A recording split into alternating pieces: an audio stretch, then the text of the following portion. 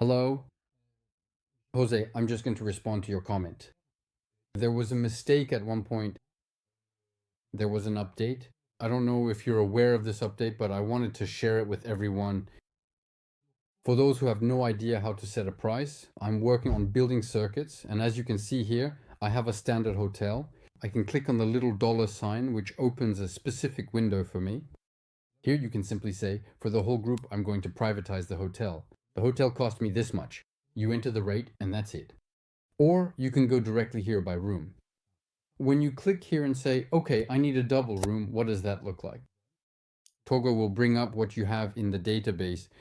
So if you change it by saying, no, it's 120, after you've checked, you add a little note here and save, you'll be able to change your rate. It was 150. I've just set a rate, and here you can see in orange that it's been set. I've changed it to 120. I'm going to do the same in dollars. I said I wanted a double room, so that's for 2 people. And if I calculate, I do get a cost of 60.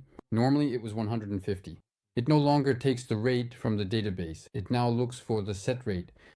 But Jose, perhaps before, when you initially used it, there could have been some significant confusion in the sense that if you meticulously set it here to one particular room, specifically a double occupancy room, then if you ever subsequently change the total number of travelers, Togo would still consistently consider that you were booking only a single room, and consequently, that was a considerable source of potential error.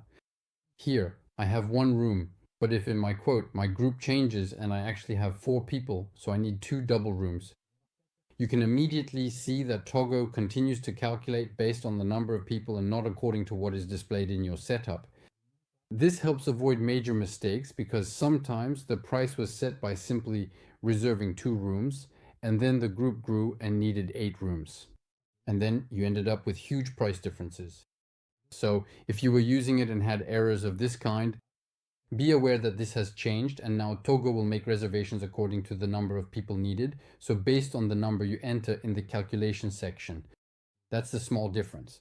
For those who don't use this feature, now you know it exists. As a reminder, it's useful for dynamic pricing. It's also handy sometimes when privatizing a venue where you'll select a specific rate per group. You book the entire venue and it will cost you 2,000. This can be useful for privatizing a restaurant for a specific event, something you don't want to calculate individually.